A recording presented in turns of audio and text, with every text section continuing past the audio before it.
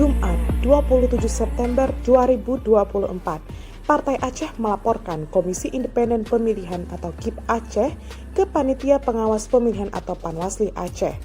Tentu, ini bukan laporan biasa, tapi terkait penerimaan pendaftaran calon wakil gubernur dari Bustami Hamzah yaitu M. Fadil Rami yang dinilai telah melewati batas waktu.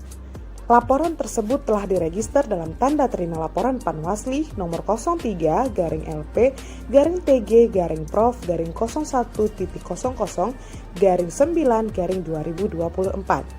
Wakil Ketua DPP Partai Aceh, Suwaidi Sulaiman alias Adi Laweng di Banda Aceh, Jumat lalu mengatakan, adapun pelaporan tersebut terkait penafsiran hari kerja, batas waktu penerimaan calon wakil gubernur Aceh pada masa perbaikan sebelum dilakukan penetapan pasangan calon pada 22 September 2023.